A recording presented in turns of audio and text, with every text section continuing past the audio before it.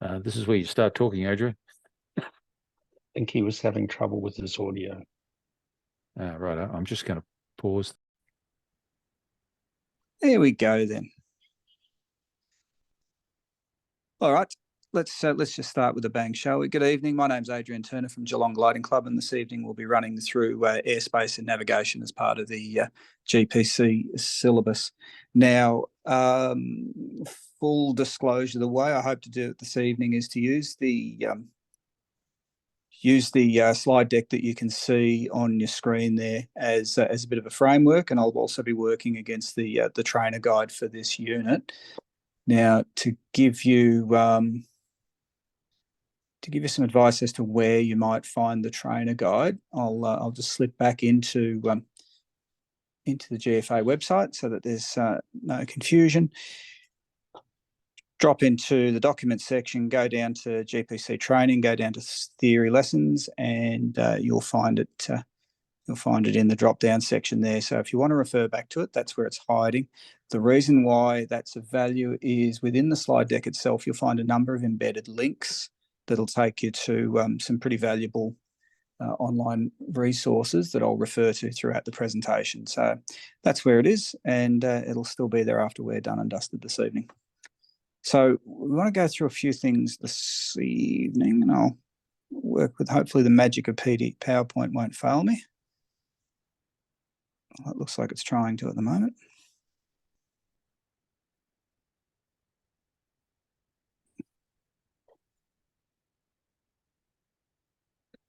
Never let it be said that a seamless presentation was given.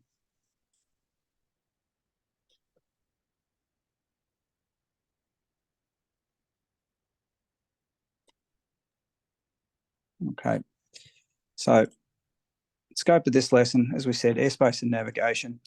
We'll have a look at the airspace classifications, restricted areas, and aeronautical charts. We'll do that with reference to visual terminal charts and visual navigation charts, VTCs and VNCs.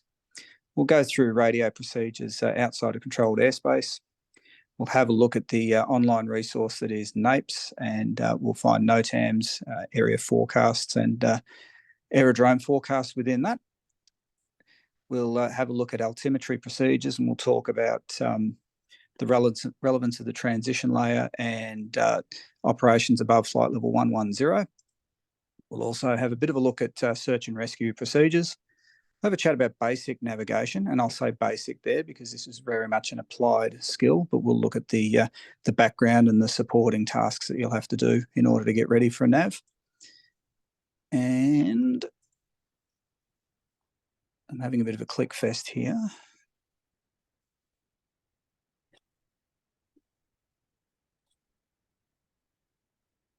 I'm actually going to give up on trying to be clever with the display because, true to form, everything else is broken. Do apologise. You'll get the boring version with the. I was going to say, Adrian, just cut to scrolling. Just cut to scrolling through the PDF. That's kind of how most of us end up doing it. No. Why should the PowerPoint work any better than the rest of the things so far? Okay. So as they say, aviate, navigate, and communicate. We'll work on the assumption that we're all capable aviators, but we'll give consideration to the basics of navigation and comms. All right. And obviously this is all about giving you the background knowledge and skills before you approach the aircraft. Now, we talk a lot about airspace classes as though it's something of a mystery, but what I do want to do is sort of set the expectations low to begin with. Just a second, how did I manage that?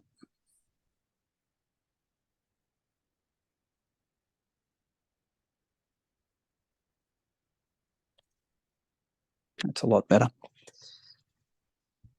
Predominantly, you'll just be operating in Class G airspace and occasionally Class E airspace. Anytime you're operating within controlled airspace, it'll generally be on an airspace release, the kind of things that you might experience when you're doing a wave camp. And that's a very, very specific skill set, and you'll be well and truly looked after by any parent club that you're operating within. So this evening's discussion will be largely around about operations in Class G airspace.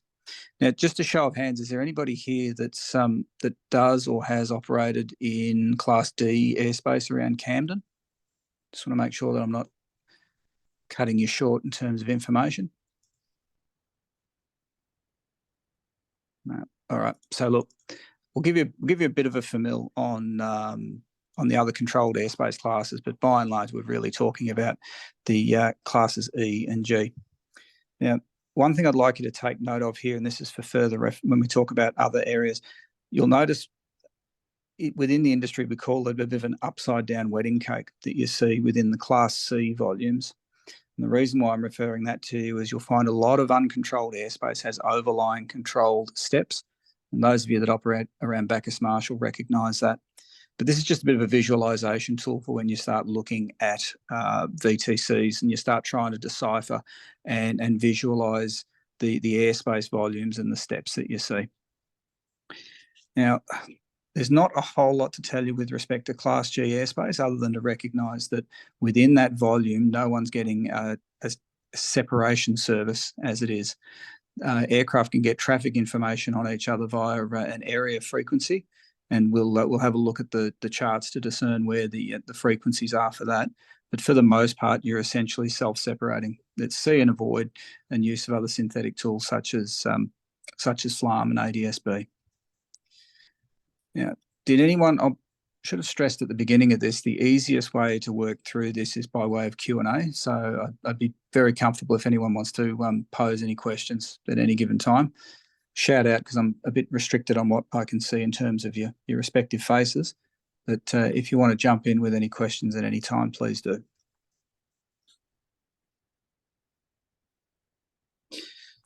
Max, do you want to ask that question you just popped to me now?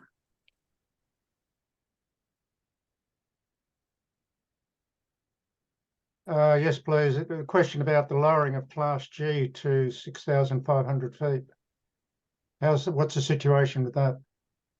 Okay, you're thinking of a specific airspace volume, mate, or? I thought it was going to be the eastern corridor from Melbourne all the way through, probably to Cairns. Oh, okay. So would that be the proposal to create a Class E volume along the east coast of Australia? Yep. That sounds a bit more familiar. Yep. Yeah. Yep. So the background for that is that there was an airspace study done to look at the value of lowering Class E steps under the Class C volumes along the east coast, and determine whether or not there was a value to predominantly the IFR aircraft operating in that space. That is not progressing at the moment, as I understand it, but it will be gazetted if it's formally published. At this stage, it's not progressing, and it'll have a minimal impact on gliding operations in the sense that you can operate pretty much the same as you do now within a Class G volume. Thank you. No worries. All right, so there we go. So I'm assuming that most people have got the basic understanding of aeronautical charts. They've already utilised aeronautical charts. Is there anybody that isn't familiar with the three forms of charts that are up on the slide at the moment? And there's no harm in saying more information, please. I'm not familiar with it at all. Good on you. Thanks, mate. Okay, so there are effectively three types of charts that are available, and they're all pretty much one and the same, but it's the scale in which they operate on. The larger scale are visual terminal charts, and they are associated with capital cities or major regional areas. So every capital city will have a visual terminal chart of the type that you can see in the top right-hand corner. So it's a very large scale map, gives you a great deal of detail, and it concentrates on, as I said, the approaches to and the capital city volumes. Now, moving further out, we have visual navigation charts, which take up large regions of Australia, but again, more over the populated areas. So, for instance, all of Victoria is taken up on a visual navigation chart. Considerably less detail, but a larger area covered. The same kind of entries are on the charts, but they are covering a vastly larger area. And then finally, we have national coverage via a series of World Aeronautical Charts, or WAC charts, and they're closer to topographical maps than the aviation-centric VTCs and VNCs. So they're particularly good for if you're operating in regional areas. So if you're operating through central New South Wales or Queensland, you'd be operating on WAC charts.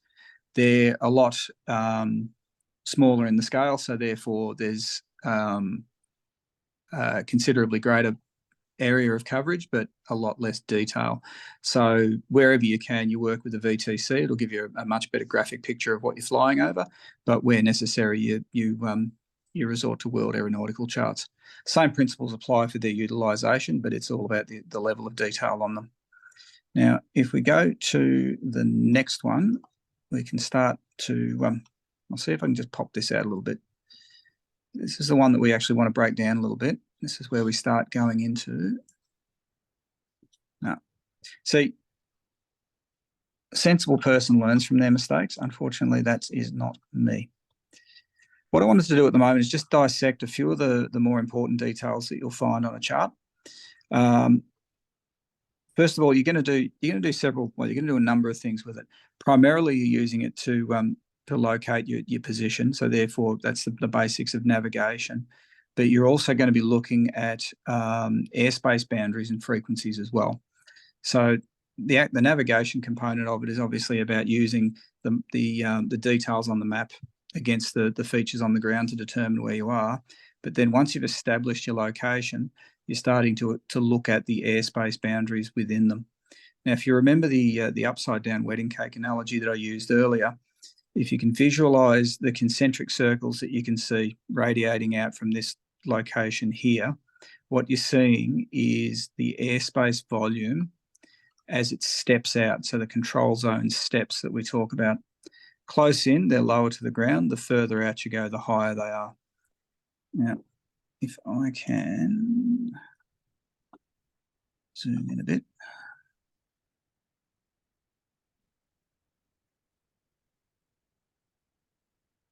No, I'll give up trying. Otherwise, I'll just break it again. That slider down the bottom right of the screen where it says... That's the one. Well done, that man. So this is why I like interactive conversations.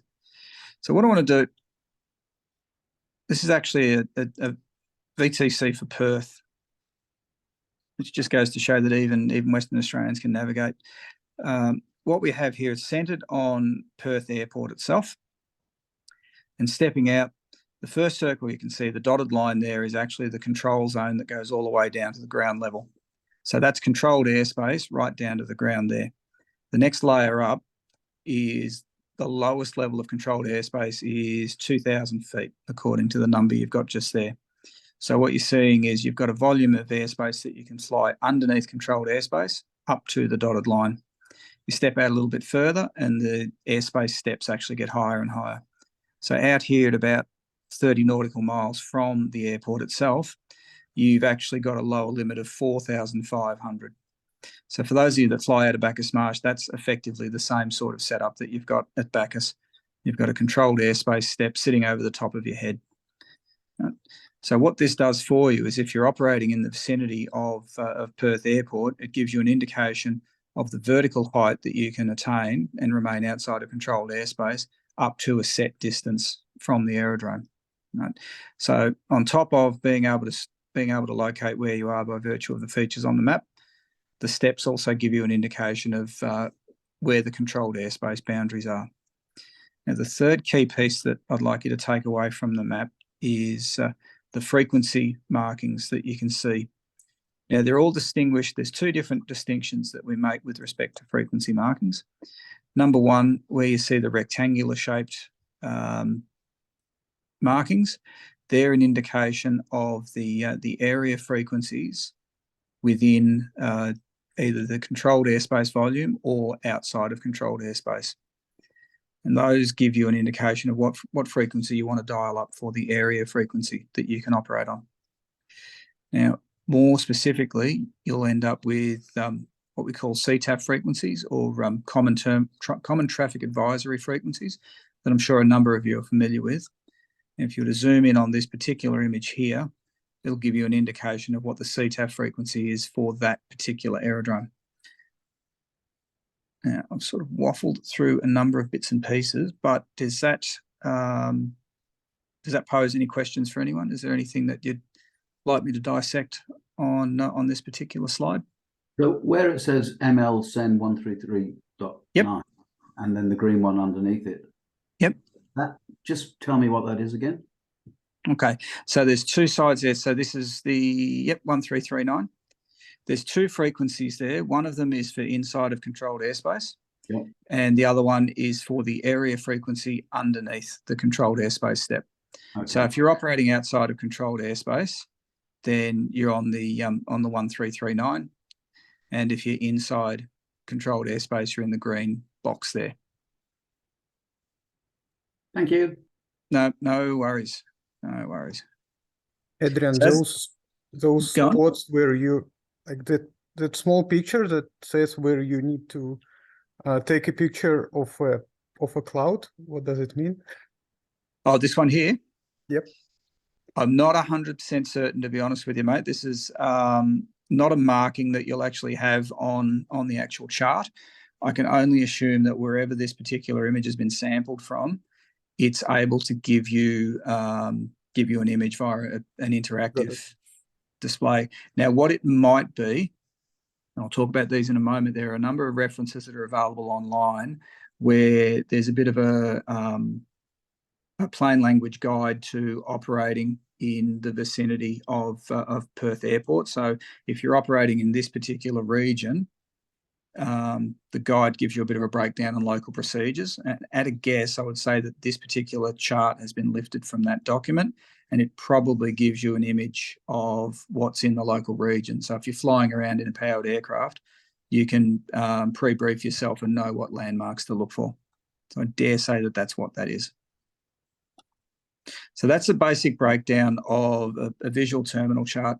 The same things apply to a visual navigation chart as well. And essentially, as I said, the key pieces are the topography for navigation, the airspace steps for knowing when you're in and out of controlled airspace, and the frequency markings for the area that they're applicable to. So gave away a bit. What I wanted to show you next was the document that I was talking about, which is the Visual Flight Rules Guide. This is a document that CASA has put together and updates periodically. And within this particular slide deck that you can take off the GFA website, via this link, you can actually go to the VFRG. Now, if you bear with me one, I'll actually open it up because it's worth being familiar with. If you click on that link, it'll take you to this particular site, and you can download a copy. You can download a copy onto a tablet and refer to it at your leisure. It is a very, very good document because what it does is it breaks down a lot of the I suppose a lot of the more complex procedures that you'll find in other aviation documents, and it gives you a plain language version. What it also does as well is it gives you reference to specific sites. So if you're operating around Melbourne, for instance, you can actually go into the VFRG and it'll break down how to operate in those particular areas. So after this lesson, I'd actually encourage you to dig into this particular document, have a bit of a flick through, and go through some of the bits and pieces that are in it.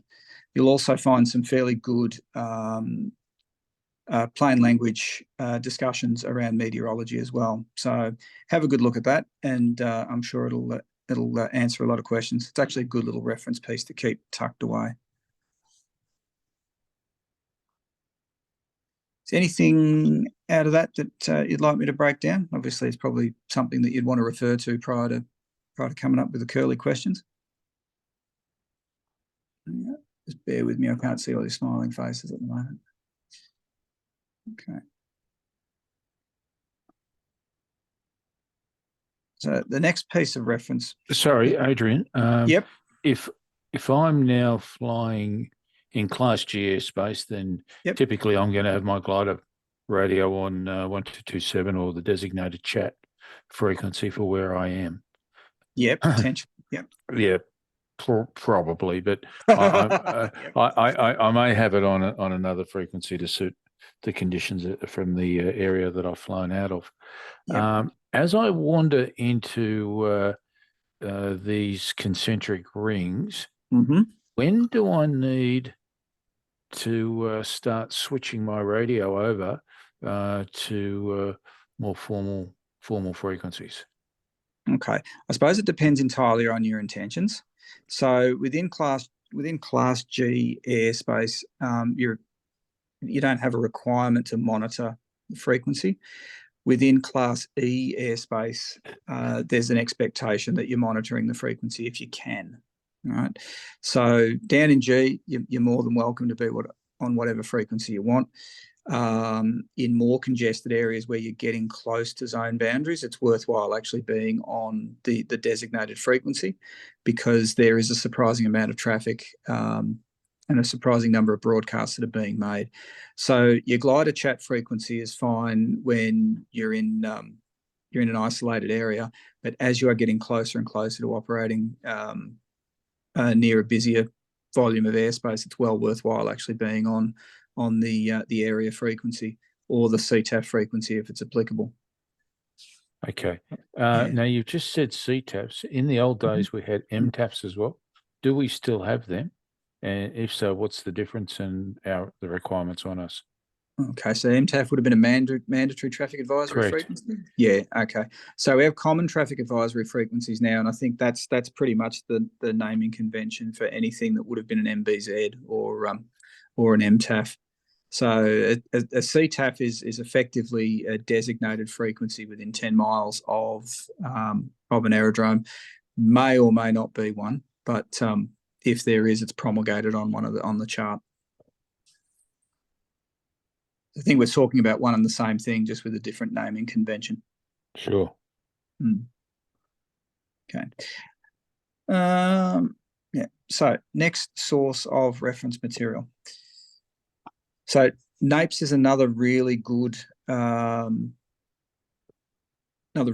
resource to pick up on. And again, within the slide deck, if you go onto this link here, it'll take you to the NAIPS website. Now, bear with me again.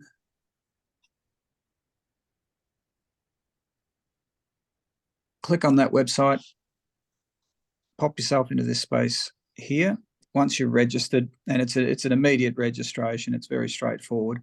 Once you're in there, this gives you a great deal of briefing information at your disposal. So the two key things that you'll get out of this are weather forecasting and NOTAMs, or notice to airmen.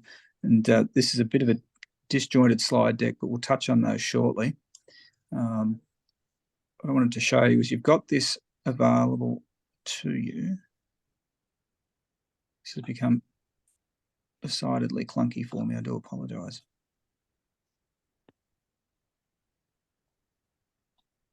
All right. Let's try something a bit different.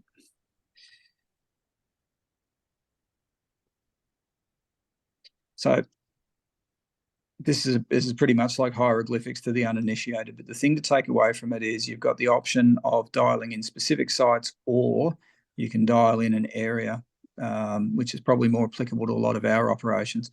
Within that, you'll get forecast information and notices to airmen, which give you access to information such as restricted area status, or unusual operations, or serviceability of aerodromes and things like that. So the takeaway from this particular slide is to have a look within NAIPS here, and that'll give you all of the information that I believe we get through in other parts of this presentation. But key pieces being the notices to airmen and the forecast information. Now, as we scroll down, we'll also talk about AIP and IRSA, which are other forms of aviation information that you'll be able to use in the process of planning your flight. Questions on that one? That's a bit of a out of the box one, if you know what I mean. Key takeaways at the moment are if you click on the VFRG and you click on the NAIPS account there to get yourself set up. And I guess we'd encourage everybody to click and explore. Mm. And if you're looking for the information, if you go to the pilot guides for the relevant section, you'll find all this written here for you. Yeah. And we can actually do a bit of an interactive if people want to as well. We can work through some of these as we go. Nothing quite like technology failing you at the wrong spot.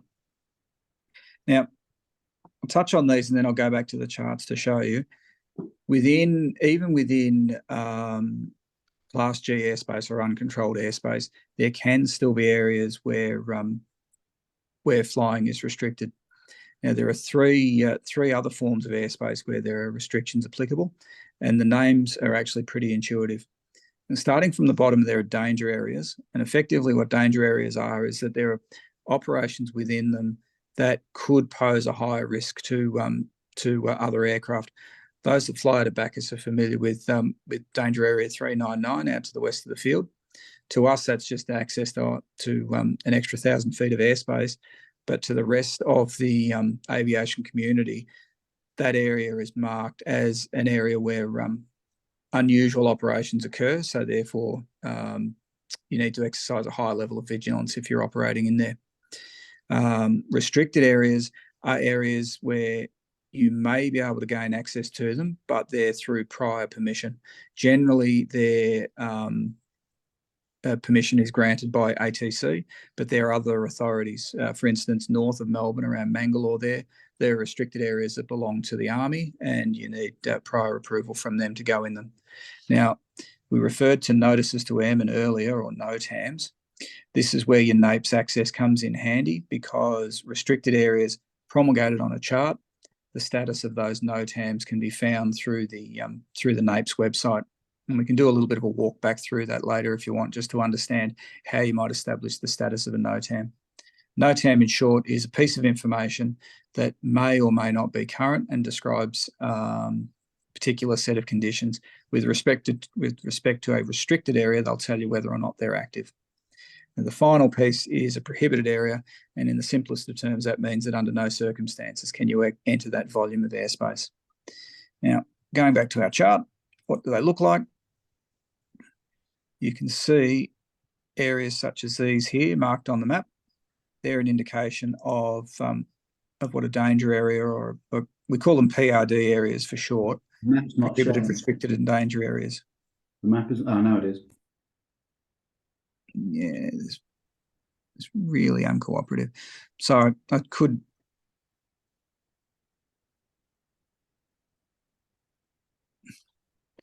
So what you're seeing here is a restricted area. Within the chart itself, it also has an indication of the volume that's applicable. So effectively what this particular restricted area here is saying is that from the surface up to 5,000 feet above sea level, access is restricted. So the dimensions are defined as well as the as the height. Again, another, go on. Which one? I can't see which one you're looking at. Sorry. Oh, okay. I apologize. So pretty much in the center of the screen there. So by way of description, what you're looking at is a small red bordered rectangle. Within it, there will be a letter and a number. So Romeo 134 Bravo, which is pretty much in the center of the screen there. So these all vary in terms of sizes, but the common denomination is that you'll have a single letter, P, R, or D, and a number following it. And then within that, you'll also find some defining heights, a lower and an upper limit. Okay, so that's your physical definition of the prohibited, restricted, or danger area.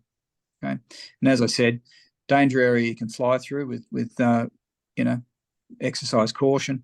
Restricted areas are with permission from the delegated authority, and prohibited areas are never accessible. There aren't that many prohibited areas around though, but that's what you're looking at. Yeah. Are most of the prohibited areas military? I would actually anticipate so. The only other rationale for having one is a standing danger to aviation. So trying to think of what examples there might be. Industrial areas with blast furnace exhaust and things like that sometimes have very, very small prohibited areas around them. Could be an ammunition factory as well. Sorry, I missed that, but could be an ammunition factory. Ammunition factories are another good example. Yeah. So the other one is a square kilometre array, which is north of Perth here, where they've got major radio frequency stuff happening. Okay, so there's a variety of reasons for it, but as we said, essentially what you're looking for on the map is if it says P, it means you'll never get in there, and perhaps nor should you. Scrolling up into the middle of the screen here, there's a small example of a danger area. Now, within the key on the map, you'll see a couple of symbols just there, and effectively what this danger area is saying is that there's hang gliding and paragliding operations. Scale I can't get in far enough to show you, but it's got effectively, it looks like it's saying from about surface to about 6,000 feet. So that's what you're looking for. Anything that's marked with that colour and that symbology is a classification of airspace where you need to either exercise vigilance or get prior permission to enter. Any questions on that?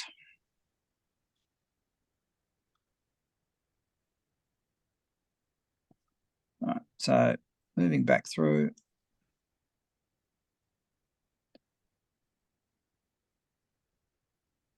Just making sure I haven't missed anything. Okay.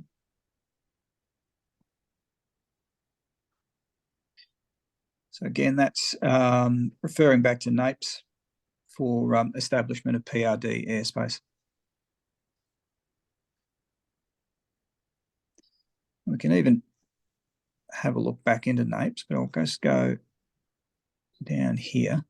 Now, this is where there's only a certain amount of knowledge that can be transferred.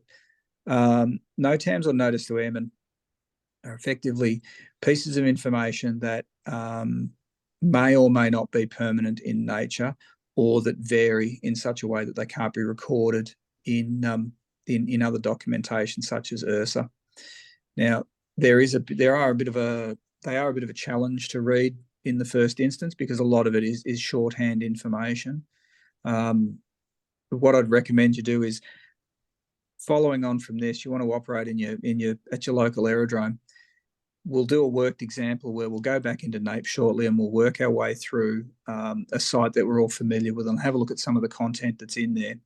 And what I'd suggest you do is, as you're developing your understanding of this sort of material, pick your local area and then start working with your experienced colleagues within the club, and then work through consistent NOTAMs and just get a bit of a practice on what they are. In other words, get someone else to translate for them and build up your knowledge base. And so just looking in the chat there, Alex, did you want to verbalise your question, mate? Because everything's a bit laggy for me here. Sure. I'm just wondering, on the map that you showed, we've had the danger areas noted. Yep. But like in Backers, the D399, where it can be open or closed. Yep. Is that the same for all the other areas, or what's on the map is always available to be flown through, but with greater vigilance? That's actually an excellent question, because there can be a variety of options there. So the maps themselves, the charts themselves, will always be explicit about access. So with respect to a danger area,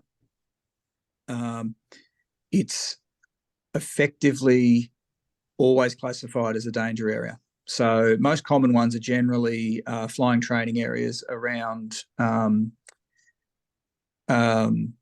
capital city training aerodromes such as Moorabbin, for instance. So east of Melbourne, east of Moorabbin, you'll often find danger areas that are permanently marked on the maps.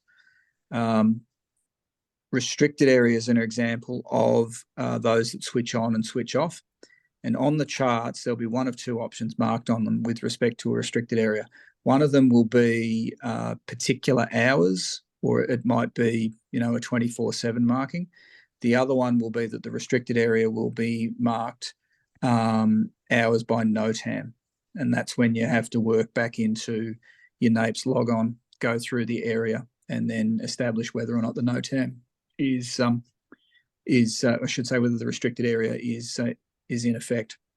Now, with respect to the danger area west of Bacchus Marsh, the danger area is actually permanent. It's glider access to the danger area that is by release. So when we go out to Bacchus on a weekend morning and we call up ATC, we're actually getting that airspace volume released to us for access. The danger area is permanent, but our access to it is by release. So it's actually slightly different to what we were talking about with respect to restricted areas. Aren't you glad you asked? So as I said, a lot of this stuff is you're building up a knowledge base. It's not immediately apparent, but once you get the hang of it, it comes pretty straightforward. Now, what I might do with respect to NOTAMs, we can stare at these until the cows come home, but until we actually open one up, we're probably not going to gain that kind of familiarity. Is there anyone that would like to venture something that they've experienced in the past, or something that they're aware of that's still current, that they'd like to discuss in terms of a NOTAM? Because we can go into NAIPS and we can actually work through it, and that's probably the most value that we can get out of this particular exercise. And failing that, is there anybody that would like to venture a particular site that they operate out of frequently, and we can maybe have a look at what's around it? Maybe we could look at the situation of Benalla over the weekend. Sure. On Thursday, the grass strips were taken out of service by the aerodrome operator, and they promised to give an answer by Friday morning. And then by Friday afternoon, the grass strips were back in use. No worries. Yeah. All right. We'll see we can only look at what's current, not what's historic, but we'll go into Benalla and we'll have a look. Okay. So when you're going site specific, you can click on the location briefing, and then you can go in and you can use the 4-letter designator for the site. And if there's any mystery around where the 4-letter designators are, we can break that down as well. Okay, so YBLA is for Benalla. I've just put a very broad briefing period. And we'll go in. It looks like at the moment it's actually no longer current. All right, so there's probably not a whole lot of value in there. At the moment, what it's telling me, and this is going to be the shortest location briefing I've seen in a long time, at the moment it's telling me that there's no site-specific weather information, and there's only one NOTAM current. All right, so Adrian, if you have a look at Wangaratta, it's got a similar NOTAM to what Benalla had regarding closure of runways, which might be of assistance. Let me see if I can remember what Wangaratta is. Yep, Wangaratta. Okay, so we'll just break up the whole thing. So there's your location briefing for Wangaratta. You start off at the top. You get the terminal area forecast for Wangaratta, which is running. That's over about a 7-hour period at the moment by the looks of it. And then there's a TAF is a forecast, terminal area forecast. A METAR is effectively an observation of current conditions. So they're your two pieces of MET data there at the moment. And at the moment, it looks like there's nothing there in relation to. Can you translate the MET data? Sorry. Say again. Can you translate what it says there under weather? I've got no Certainly. idea. Yep. Certainly. Okay. So terminal area forecast, as I said, that's over a defined period of time. So it's identifying, it's saying there's an amended TAF that's been forecast. That's why it's over a shorter period. The designated there is for Wangaratta. Breaking it up a little bit, anything in Australia starts with a Y, and then the remainder of the code is associated with the location. So TAF amended, Wangaratta. This is the date time group that it was released. So it was released today at 05:45 UTC, and it's covering the period for today from 0500 through to 1400 UTC. So it's covering the next, what's that, 9 hours, is it? What it's saying here, the first one is it's starting off with the wind, and that's variable at 4 knots.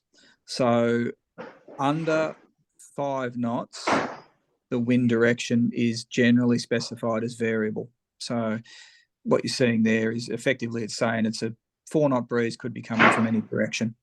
That once the breeze gets over 5 knots, you'll end up with a wind direction and a strength. And then once you're getting over about 10 knots, I think it is, you'll also get a gust figure. So I'll see if I can find another one for you if you want me to break up another TAF. The next component to this is what's called ceiling and visibility okay. So if the cloud base is over a predefined limit, which I think it's no significant cloud below about 5,000 feet, and a visibility greater than 10 kilometres, we say ceiling and visibility okay. Doesn't mean there's no cloud, it just means that there's no low cloud and that you can see greater than 10 Ks.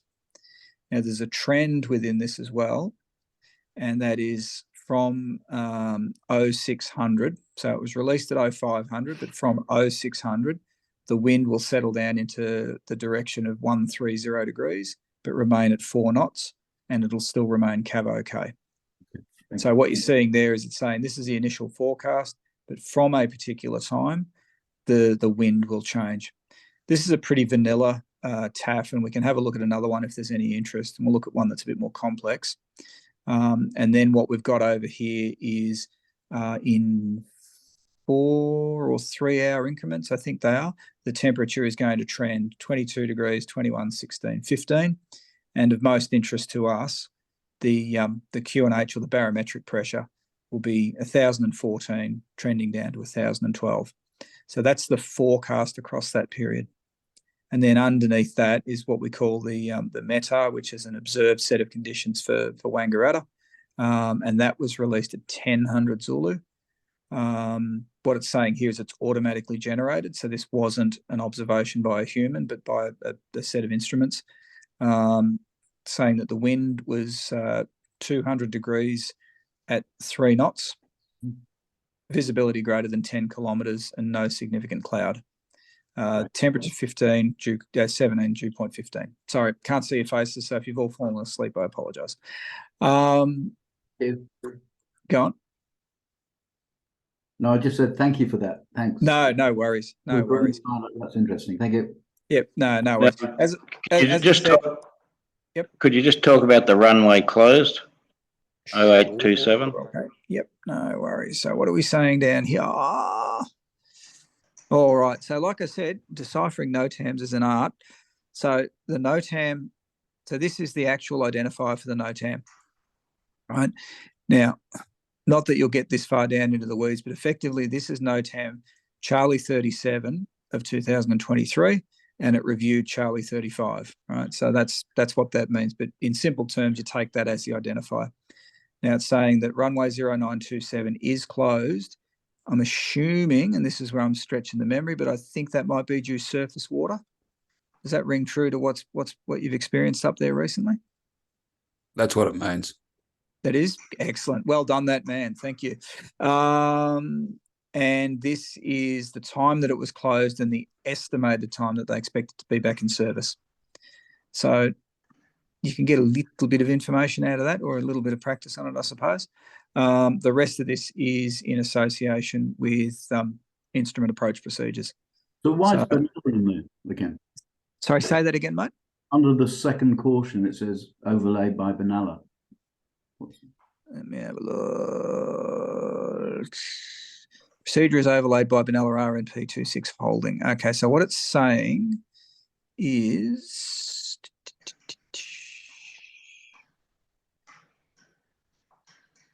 all right. So now I should let you know that my background is in tower controlling. If I can't see aeroplanes, they don't exist anymore.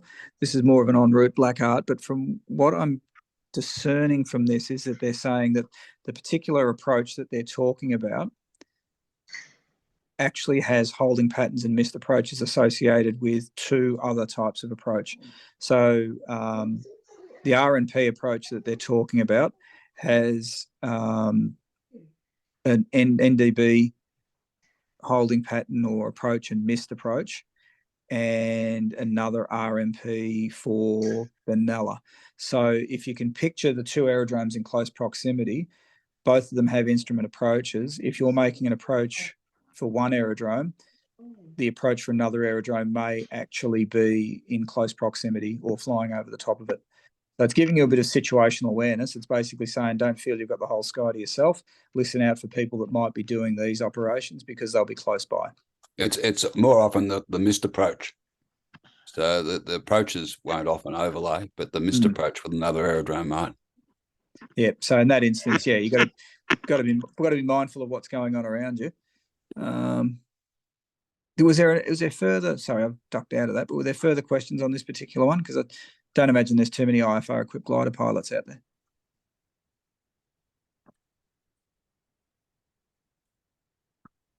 Alrighty. What else did we want to get out of the NOTAM section? Were there other ones that have had your head scratching in the past that you wanted to try and discern, or is there a particular site where you might want to delve into it?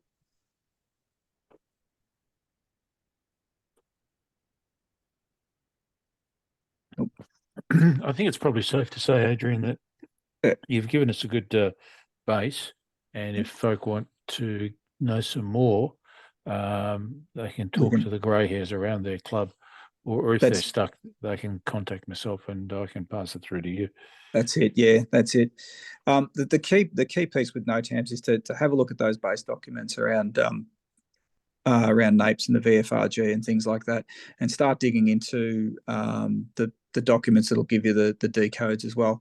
But yeah, the easiest way to do it is to talk to people that fly regularly, and they can give you a bit of a heads up there as well. Now, this is a second touch on something that we talked about earlier in relation to reading VNCs. Scroll up and we'll have another crack at it.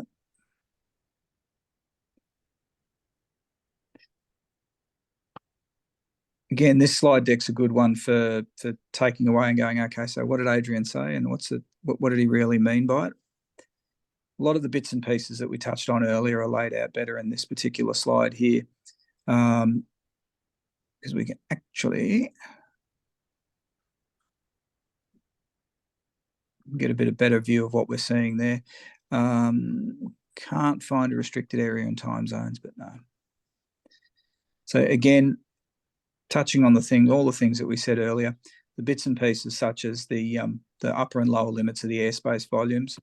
You get your horizontal boundaries, vertical boundaries are defined there.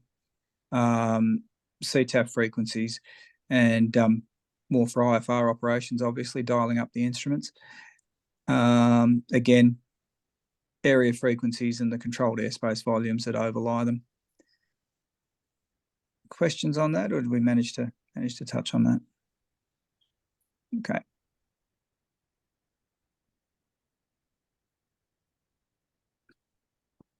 So again, another handy one that's to link into here is the aeronautical information package. Now, this is the base document for all of the rules that aircraft operate against in this country. The VFRG that I showed you earlier was a good example of the simplified description with a context laid down over the top of it. And AIP is the aeronautical information package with the rule set in it is kind of the drier version that lacks the context. Within that, though, you also have a very, very handy document called the en route supplement. And I will put you down for a sec.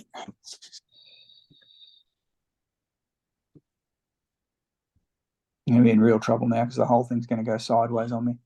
So the en route supplement is actually a document that gives site-specific information for particular aerodromes. And I dare say many of you have come across them at the aerodromes you operate out of.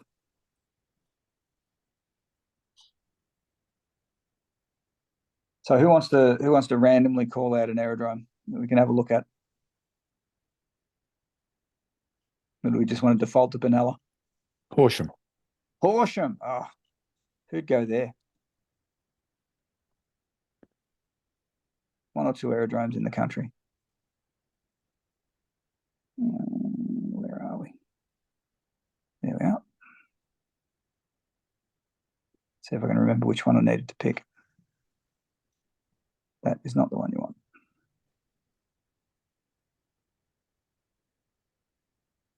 Okay, so en route supplement Australia has every, well, not every aerodrome, but pretty much most of the aerodromes that you'll operate out of. A lot of this detail is largely for our powered brethren, but it gives you a great deal of good basic information. Starting from the top, the aerodrome identifier, the elevation, and you might remember earlier when we were doing the NAPES briefing and we were looking for a specific site.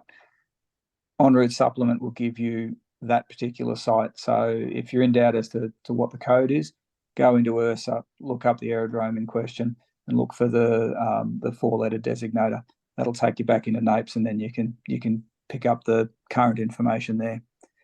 Within this, other important pieces of information: basic layout of the runways and the lengths and orientations. A lot of other bits and pieces in there that are of lesser value for the likes of our good selves, but as I said, key pieces of information: aerodrome elevation, orientation and lengths of runways, and within this you'll also find the relevant frequencies. You'll find the CTAF frequency for the aerodrome, which I am struggling to see. So if anybody can call it out, please do. Where is it? Usually jumps out at you. Usually. Okay, sorry, gang. Say again. Second page. Second page. There it is. Yep. Well done, that man. Probably under CTAF, isn't it? You've also got the area frequency listed here as well, but that'll be backed up on the VNC or the WAC, depending on where you're at. So all the basic information that you'd be looking for in there as a starting point. Also, if there's any information that is activated by NOTAM, it'll also be listed in here as well. So as you're building up your picture, IRSA is a really good place to start. Yeah. If there was an ATIS on that, what would it be? What would it look like to find the ATIS frequency? Okay, so the aerodrome information would call it out specifically. Let's go to Happy Days. The only other one that we might come near is Albury. So duck into there. So again, a wee bit more detail, slightly more complex aerodrome, wee bit more detail. Scrolling down, and here we go. So ATS, Aerodrome Communication Facilities, and ATIS pops in just there. All right. Thanks, and that's the one for the weather. Yep. So that'll give you, that'll give you the aerodrome information predominantly, and it'll also give you the weather observation. But that's within. I'm trying to think of that's probably the visual distance. You're probably really only getting an accurate picture out to about 5 miles, but it's still a good start. Okay. Yep. Any other questions on that one? It's probably a context-dependent type one, that one, but it's one worth knowing. Now, I've committed the cardinal sin here. I'm going to have to click all the way back again because I've fallen out of my presentation. So bear with me. There we go. We're back in. So again, some of this takes a reasonable bit of context to actually pull pull out the meaning of these. So the thing to take away from it is that these are the documents that allow you to build up the picture for your proposed operation. Now, it was good of you raised the question of the ATIS. An ATIS is something that is provided by an air traffic control tower, and it's relevant to the site that it services. So the ATIS for Albury is only relevant to Albury and the immediate vicinity. It would be of fairly limited use to ourselves as glider pilots unless you're operating out of a site like Camden. But if you're operating in an adjacent volume, it is certainly something that you can draw on. Are there any questions on the ATIS? Like the gent that raised it, was there something you wanted to pull out of that? No, I just find those Ursa things, you can't see what's not there. Exactly, yeah. Yeah. You have to find somewhere with the particular a location with the particular information that you want to check. Yep. And then you can see it because it's there. That's there. It's a valid point. But yeah, the thing to take away, or the thing that I don't want to overlook, is that an ATIS is something that is very much site specific. So what you're gaining from it is only relevant to that immediate vicinity. Yeah, I didn't know that only controlled airports had it. Yeah, so an ATIS is something that's put up by an air traffic controller. And AWIS is an automated broadcast of an automated observation. So they'll have a weather station, and then that'll get converted to a voice recording, but they'll be distinct on what they are. AWSs aren't necessarily as comprehensive, but they'll still give you some basics. And again, your en route supplement will give you what's available, but also your VTCs and your VNCs will also list them in association with the site. So when you're discerning the VTC or the VNC, it'll also give you that information laid out. Yeah, no, it could marginally be useful for determining what the wind directions are when you're a long way from home. Yep, yeah, it could have some value for it, but yeah, I do stress that it's within the vicinity of the aerodrome, and probably not. I suppose it depends on how far from home you are, really, isn't it? Again, within the slide deck, it'll break down a few bits and pieces, so you've got that ready reckoner for what does Ursa actually provide for you. Now, mindful of the fact that we're a long way into this, and I'm only halfway through the slide deck, so I'll power on.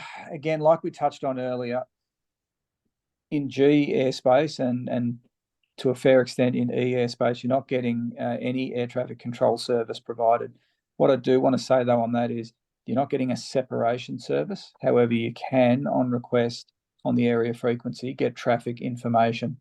So ATC will monitor what is in uncontrolled airspace to the best extent that their workload allows, and may be able to provide you with traffic information on what's around you.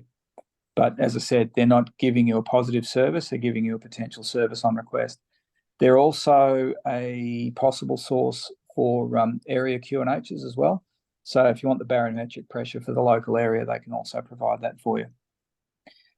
Key piece to take away from that is that a lot of it comes down to being on the frequency as well. So that's why it's all about, as you're transiting across the map, then consider switching to the local area frequency so that you can actually listen to what else is going on around you. Any questions on that? Okay. Very, very unuser-friendly slide deck.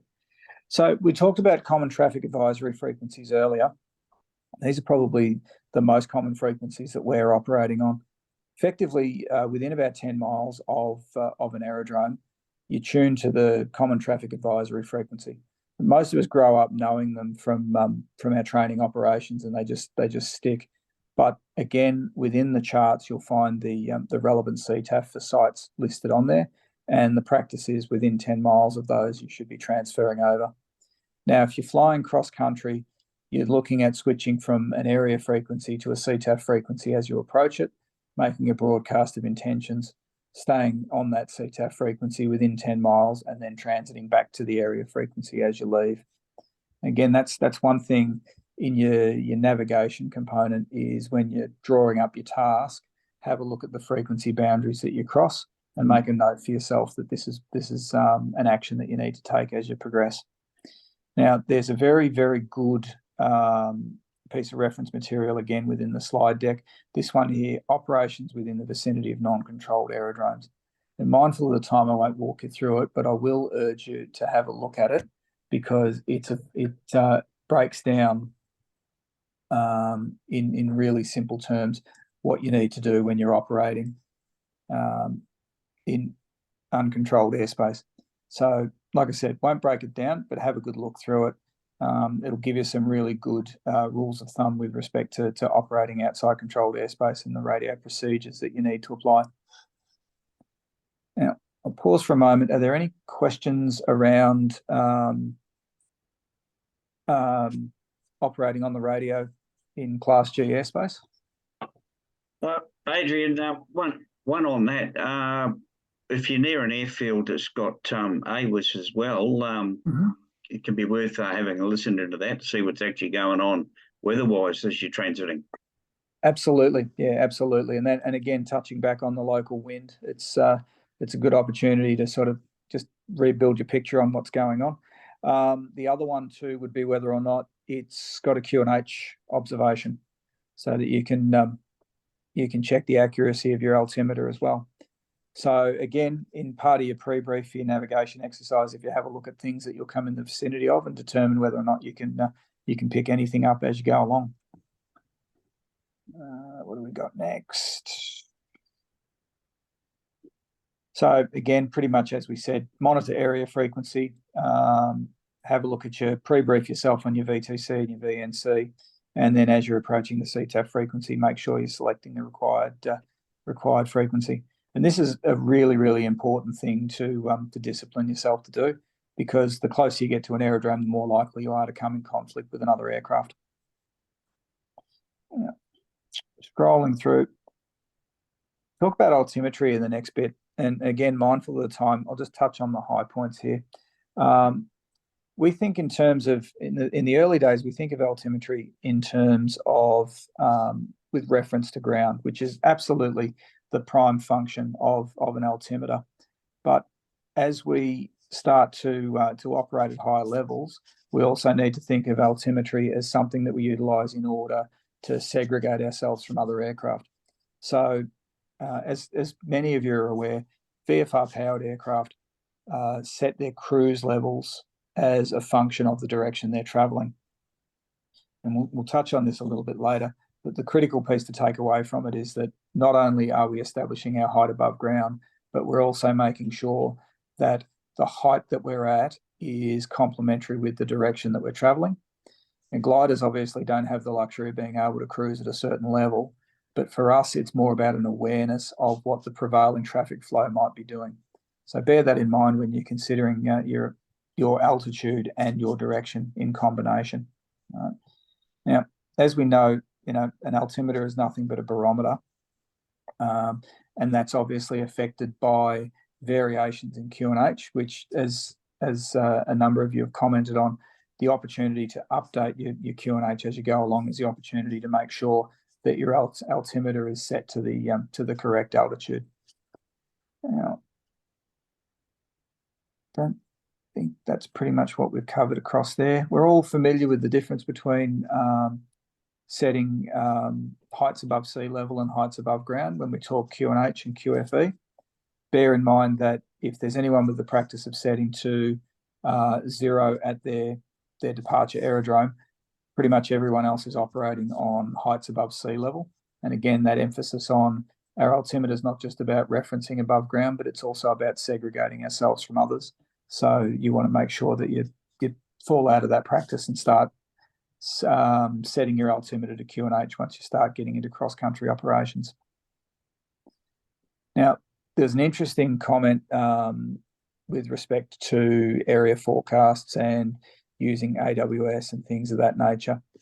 Right. So again, we know our altitude when we leave our departure aerodrome because we're all familiar with the height above sea level. But one of the things that we need to consider is as we start to venture further out and we're lucky enough to actually start to climb to flight levels, there's the obligation to set ourselves onto 1013. So once you operate above 10,000 feet, the expectation is that you switch over to 1013. And the rationale for this is that aircraft operating at flight levels or above the transition layer of 11,000 feet or flight level 110, those aircraft are invariably traveling long distances and crossing a number of regions where the QNH varies. So the common practice within aviation above flight level 110 is to set on a datum barometric pressure of 1013.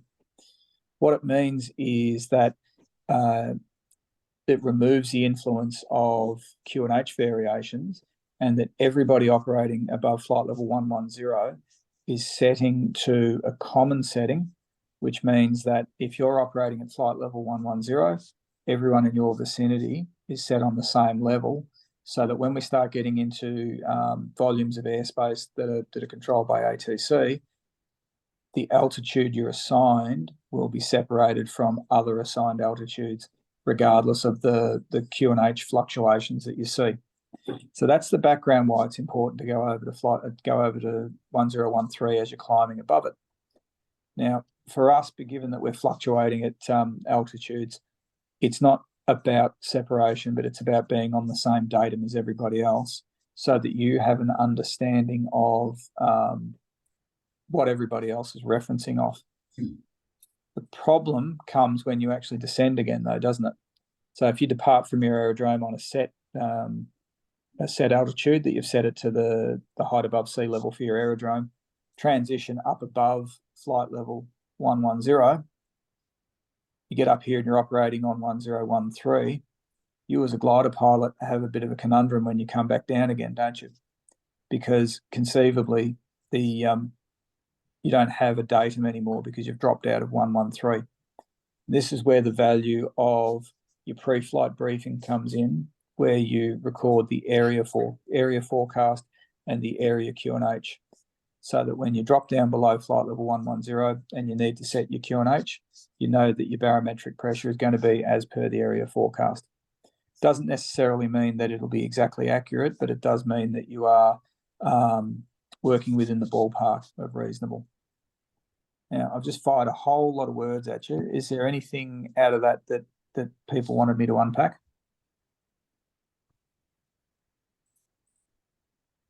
Nope. Takeaway being, if you anticipate operating at flight levels, for the sake of your operations once you transition below again, make sure that you've recorded the area QNH so that you know what you need to set when you get back down below 10,000. The other option, of course, is you might want to make a judgment that you're not spending enough time above the transition layer, so you don't set to 1013. But again, that's dependent on the volume of airspace and the height that you're working to. Pretty much covering everything that we've just thrown at you. So I won't unpack that. Now, I kept making reference to the combination of direction of travel and your barometric settings. The reason for this, and hopefully this is reasonably common knowledge, powered aircraft in the cruise will set their height on the basis of their direction of travel. So the analogy is that east is odds. So if you're traveling between 0 degrees, if your heading is between 0 and 179 degrees, you're traveling at an odd altitude. If you're traveling west, you're traveling at an even altitude. So that's the rationale behind why you need to have a familiarity, or have your barometric setting reasonably accurate, so that you know what height you're at relative to others, And that way, if by some chance you're operating in a height band and you're traveling in a particular direction, you've at least got an inkling of what the cruising levels or the anticipated cruising levels of powered aircraft might be. So you know whether you're effectively potentially going nose to nose when you're traveling in a particular direction. So it's not a sure thing, but it's worth noting what the expected direction of traffic might be at any given level. So yeah, that's one to file away and maybe ruminate on. Have a chat with your more experienced pilots in your club and just have a talk about what it means when we talk about east is odds and west is evens. But again, go on. Sorry, Adrian. Max, South Gibson Land. Is that a magnetic or a true heading there that you're talking about? That is an excellent question.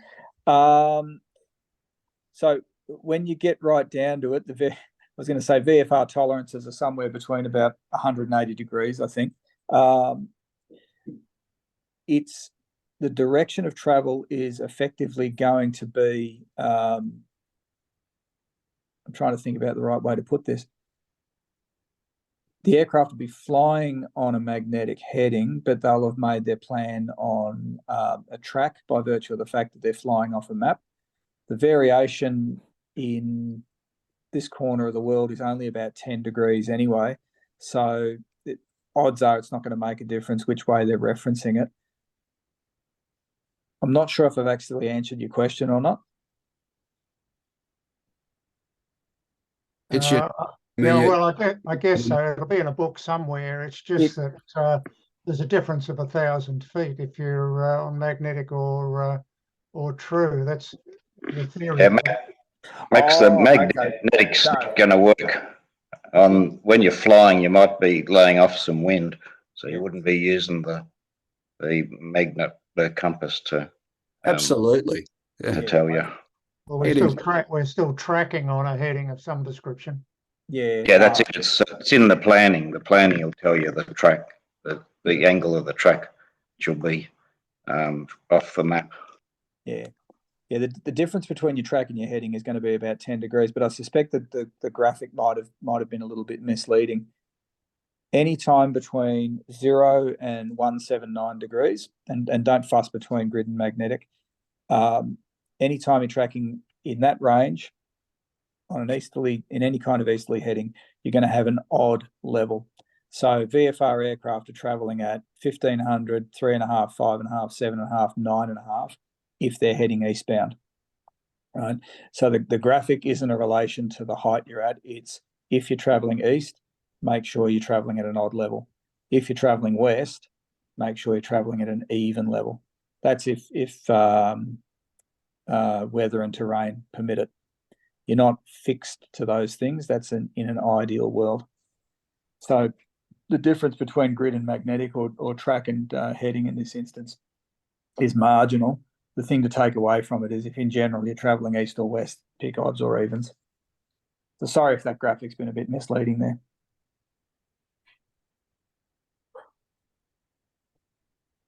Look, recognise we're getting both towards the end of our time and getting closer to the bottom of the slide deck. This next section here needs a little bit of unpacking at the best of times. Some of it within the slide deck is also a little bit, I suppose you'd say, overtaken by common practice at clubs and also by emerging technologies. There's traditionally particularly within the powered community, there's been the opportunity to set SAR times with AUSSAR, and that means contacting the Australian Search and Rescue Service and actually nominating a search and rescue time. Now, that is certainly an option that any of us can take up, but what I'd suggest in this particular aspect of navigation is have a chat to your club about what common practices are in relation to setting a SAR time, because I would expect that in most instances, people who are lodging a cross-country flight are invariably setting up somebody who's going to come and rescue them in the event that they outland, which kind of negates the purpose of setting a separate SAR time. So what I'm doing is I'm suggesting a bit of a deviation from the slide deck as it stands. but give consideration to what you're practically doing when you're setting a cross-country task for yourself, in terms of you're asking someone to come and get you if you don't come back, or if you reach out to them and you outland. Now, within that as well, you could also nominate a SAR time within the club, as in, if you haven't heard from me by a certain point in time, follow with established search and rescue procedures within the club, be it nominating, contacting the police, or whatever you have arranged within your club. I'm defaulting back to whatever you do within your organisation or your local organisation, because you do have the option of going to OSAR, but I'd suggest that you most likely want to make sure that you're in tune with what your individual club does and the procedures that they follow. Otherwise, you might find that you'll be establishing practices that'll be overwritten by what your club does. Now, is there anybody wants to unpack this a little bit to go through it? I'm just thinking in the interest of time, and also in the interest of potentially giving you information that might be not necessarily in line with what your club does, the robust procedures that your local club has.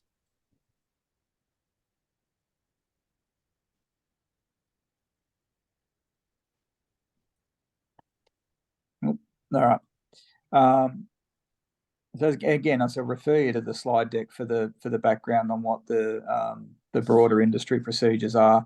But what I'd urge you to do is talk to experienced cross-country club members and talk about what your people do at your site with respect to your SAR and your outlanding practices. Golden rule is make sure somebody knows where you're going. Make sure somebody knows where you're going. That's right. As I said, if your club doesn't have established practices, or you're not comfortable with what it does, you can actually lodge with an external service. Part of the reason why I'm reticent to recommend that in the first instance is, if your club has robust procedures, that can flex to the uniqueness of our operations, and you can be very specific about what you want to do. But as Dave said, make sure somebody knows what your intentions are, and in the absence of a framework within your club, then review the procedures outlined here and lodge with OSAR. And from a little bit of personal experience, if you do tell your wife, make sure you tell her some contact details of your club, because my poor wife had a frantic half an hour ringing around trying to eventually find a phone number that worked and made sense. Yeah. So that's I think the key piece there is whoever you're trusting your welfare to, make sure that they've got a clear understanding of what the procedures are. The other component to this too is give consideration to an emergency locator transmitter. The 406 beacons these days are getting quite reasonable. Spot trackers are becoming quite popular with glider pilots as well. So again, this is about leveraging off the knowledge within your club to establish what your options might be. Questions, comments? Satellite phones are another option too. Yeah, sat phones are another good one. In fact, any instance where you can make contact as a first means are ideal.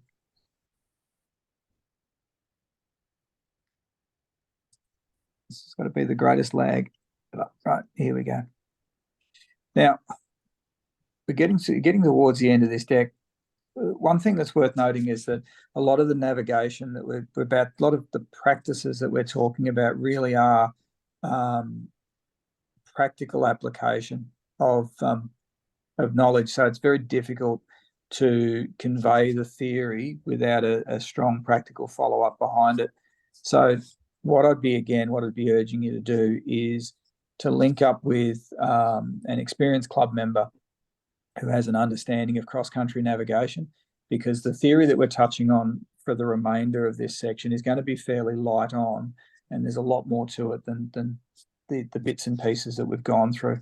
So what we'll try and do is just tie in the information that we've discussed to date to talk about the background, but then you'll need to buddy up with somebody who's experienced as a cross-country pilot so that you can actually give it some context and then go out and actually practice these skills.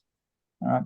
So the key piece that I'd like you to take away from today is that the prior preparation is one of the key components. particularly with reference to charting and to forecasting and NOTAMs. Your weather forecast, your notices to M, and your charts. So in practice, what we'll do, this is all a bit back to front. What we'll do is we'll start with an example of marking the navigation exercise out. I'll duck back up to the wordiology of it all, but essentially what we're talking about is you're planning out a flight in terms of a standard triangle. You need to mark that out on your map and get an understanding of where you want to go. So that's what that's the artifact that you're looking to create. So essentially you're taking a relevant map. If you're lucky, it'll be a VTC or a VNC for the amount of detail that they'll provide for you, but more than likely you're working off a world aeronautical chart. All right, so you identify where you want to go and mark it out in straight lines. Okay, sorry, finger trouble there. Now, your pre-briefing, your preparation for yourself is all about looking at where you want to go and then taking in the key landmarks that you'll see along the way. All right. You're also looking at, we'll call them obstacles for want of a better way to put it. Is the airspace clear? Can you fly all the way through it? And in the event that there's a prohibited, restricted or danger area, then you need to look at your area briefing through NAPES to determine whether or not you can get the access to them at the time. And of course, you're always looking for your outs as well. So what are your landing options? And this again, touching on what we were talking about earlier, give consideration to the CTAF frequencies that you're going to fly through. So again, summarising it, draw up your task, have a look at the key features to familiarise yourself, look at whether or not you're going to have any airspace access problems, and look at the frequencies that are relevant. Landmarks, airspace restrictions, frequencies. Another key tip too is when you're looking at key features, and technology is your friend in this instance, have a look at Google Maps with a satellite image, and that'll give you a bit of a visualization of what you're actually going to see on the ground, because sometimes the maps can be a little bit light on for what that's going to look like to the Mark 1 eyeball. All right. I'll be a bit cheeky here. I'm a bit old school. Maps have scales on them. This gives you an indication of what the relevant scale is, but I tend to like the scale on the bottom of the map to really give you an indication of how far you're traveling. All right. Now, we talked earlier about the difference between track and heading. This is very much an applied skill, but bear in mind when you do your pre-brief for yourself, one of the key pieces is that area forecast for the weather. You're giving consideration to the wind direction and strength across the track that you're flying. So in other words, if you're heading due north between points A and B and you have a strong westerly wind, it's actually going to divert you. Your heading might tell you that you're going where you want to go, but your track will actually be crabbing across the ground. So if you can visualize on a strong crosswind day when you're established on downwind in the circuit, and you know your nose is pointing in one direction, but the aircraft's direction of travel is something else again, this is what's happening to you over a long distance. So when you're setting yourself up and you're trying to establish what your heading might be between point A and B, that's going to be significantly affected by the wind. Now, this is one of these things that we can't really just sit down and talk about unless you've got a protractor and you can start to calculate the wind velocities. This is something that I would urge you to sit down with an experienced pilot, talk about the impact of wind and the difference between your track and your heading, and talk about how they calculate it in practical terms. VFR pilots are quite good at it because they're generally flying in very straight lines. We as glider pilots are flying between sources of lift, so our ability to calculate the impact of wind is somewhat diminished. So what I'd urge you to do is, again, have a chat with an experienced pilot about how they manage wind on a cross-country exercise and develop an awareness of what that might look like. Questions on that one? It's a bit hard to describe in theory. It's more of a practical exercise. Oh, all right. So moving right along. So again, things to discern on maps. Again, this is arming you with enough information to go out and learn for real. We talked about the difference between track and heading earlier. There's a couple of things that'll do it. One of them is the wind, and the other one is your magnetic variation. Now, magnetic variation is the difference between what your compass reads and what the true direction is on the map itself. So what we're looking for here is on any given map, you'll find lines of variation. And again, this is one where you have to study the map itself, but overlaid across a map, you'll find these markings, brown dashed lines as they describe them, and then you'll find a number within them. Magnetic variation is different across the entire Earth, but it's fairly consistent within regions. The difference being, though, is that I find they're mnemonic because mine aren't as socially acceptable. But effectively, the old saying that I've always used is if you're going from a grid to magnetic, you subtract the variation. And what that means in simple terms is when you draw up your track on the map, so you want to go from A to B and you've drawn that line on the map as we saw earlier, that will produce a true, we're calling it true on here, a true number, as in it might be 350 degrees on the map, but your compass has a variation from what's on the map itself. So to get that grid for magnetic, you subtract the variation that you see there. So when we were going through Duntroon and the Army was teaching us navigation, we came up with two little mnemonics. For those of you that like classic cars, remember the MGA, magnetic to grid you add. And the other one was, well, the cleaned up version is Grandma's socks. Grandma's socks, yeah. Thank you, David. Grid to magnetic subtract. Grid to magnetic subtract, or Grandma's socks, yeah. That's the one that you need to file away when you're doing this, because you'll draw your track from A to B on your map, and then you'll need to make a conversion to be able to read your compass. Right? So lines of variation, after you've drawn your line, you work out what the grid is, the grid heading, and then to use it in your compass, you've got to subtract that amount. Okay, and all of you are going, why don't I just use the GPS?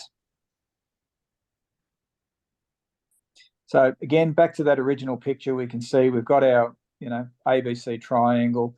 We've established the magnetic heading that we're going to have on each leg. We've given consideration to the wind drift. We've familiarised ourselves with the local landmarks. We've also established whether or not we can fly through the airspace that we're expecting to travel through. But then as glider pilots, we have to accept that we're not necessarily going to be able to travel in straight lines because we don't have engines. So the next step, of course, is to give consideration to what might be left and right of your intended track so that you're reasonably familiar with the ground that you might be covering. And the challenge to that, of course, is in anticipating where you might go on a given day and giving yourselves options and giving yourself familiarity of the land that you're going to travel across. Dave, is there anything you want to add on that particular topic around, I know where I want to go, but I'm not sure how I'm going to get there? Look, my advice is your first 2 or 3 cross-country flights, sit down old school with a map, a protractor, and a marking pen, and write the headings on it. Our new gadgets have really done all that for us. But to learn what's going on, I thoroughly recommend you do an old school map marking exercise and fly your compass heading.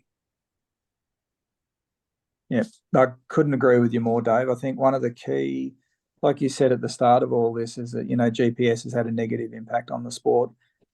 I find the key distinction between a GPS device and a map is that a GPS device will tell you where you are relative to the markings on the GPS, but it doesn't necessarily allow you to relate that to the terrain that you're traveling over. So it gives you a very, very narrow focus in terms of situational awareness, whereas a map allows you to spread out your understanding of where you are across a vaster horizon. So, yeah. And I was going to say you can also tell the old school glider pilots, or the ones that were competing in the 80s and 90s, if you ask them where a certain silo is, Victoria or New South Wales, they'll probably be able to tell you, because they are such critical navigation points. Yeah, you're looking for those things that can't possibly be mistaken for anything else, I suppose, aren't you? Yeah. But an instructor once said to me that unless you can identify 3 landmarks, you should consider yourself lost. And that's one of the key values to disciplining yourself to learning how to use a map, is that it forces you to develop a familiarity and an understanding of where you are, versus following a line on a gadget that'll get you from A to B. But in the event that you stray off the line too far, you suddenly don't have an awareness of where you are. So rambled on a bit, but the key piece to take away from this is, once you've drawn your track from A to B, give consideration to the broader options left and right of track, so that you've got the ability to move about your intended track. Any questions on that? I think this one's we're basically covering off the same sorts of points. As I said, we wanted to arm you with the basics of navigation so that you've got just enough knowledge to be dangerous. The application of this, though, is coming down to working through these basics, taking this slide deck and working through the basics, and then talking to an experienced instructor or a coach at your own club who can help you actually apply it, because the theory is difficult to put into context until you can actually go and do a bit of flying with somebody and sit there with a map and look out the window and develop an understanding of the skill set that you're working to expand. Don't know how much more I can add to this without context. I think keep moving, mate. We're now we 10 are. We're well past over the time. Yeah, we're well over time. So we'll just sum up by saying prior preparation is probably the key piece or the key lesson that you can take out of this tonight. We've sought to develop a familiarity with maps, with the NAIPS server and the weather information, the NOTAM information that it provides. I'd urge you to have a look at the VFRG online. I'd urge you to develop a familiarity with URSA. When it comes time to do your first navigation exercise, sit down with a map, work out where you want to go, have a look at the URSA and NAIPS resources, and apply them to the area that you want to operate in, and then find yourself a good coach that can actually take you through the steps in application, and don't stop asking questions. And finally, with respect to SAR, establish a clear understanding of how your club lodges SAR, and also give yourself familiarity with what the broader organisations are with respect to that as well, and discern how robust a SAR process you want to have. Adrian, one question, please. Where's the best place to buy these hard copies of these maps from? Good question. Okay, so I myself buy them from a company called Flight Store out of Queensland. Very, very quick, reasonably cheap. Stock up because you can't have too many maps. Air Services sells them directly as well, and you'll be able to get that off the Air Services website. But basically, any pilot supply store will be able to supply you maps fairly cheaply. Now, this is not by any means an endorsement of this, but maps are updated twice yearly, May and November. The currency of a map is marked on the corner of the map. In theory, you should only be flying with up-to-date copies of maps. Thing to take away from it, though, is that rivers don't move, mountains don't move, railway lines rarely move, major roads rarely move. So from a navigation perspective, you've got a fairly solid piece of information. What can change, though, are airspace boundaries, frequencies, man-made landmarks such as, wind farms, buildings, things like that. So ideally, you're traveling with current maps. In the event that you're not, be mindful of what's relatively permanent and what might change over time. But yeah, air services, flight store, pilot supplies, you'll get them anywhere. Questions, comments, Rotten Tomatoes? I'm going to stop sharing if I can. No, I'm not going to do that. Folks, if there's nothing more, we might maybe call it a night there. I do want to say thank you all for your patience and your involvement. Apologise for the technical difficulties. I can assure you this slide deck is a lot more user friendly in the first instance. Tonight it's putting up a few confounders. As I said, dig into it. It is a very, very useful resource, and it's got some good links that'll help you to expand your knowledge as you move forward. Nothing more from nothing more. I think that might be the hammer coming down. Righto. Thank you. Thank you, Adrian. No worries. One last one before we drop off. Dave, I thanks, don't know Adrian. Yeah, keep going, Adrian. Yeah, I was just going to say, I recognise that this is recorded and probably promulgated, so I won't say it here, but if anybody wants to reach out with specific questions or whatever, Dave, if you can contact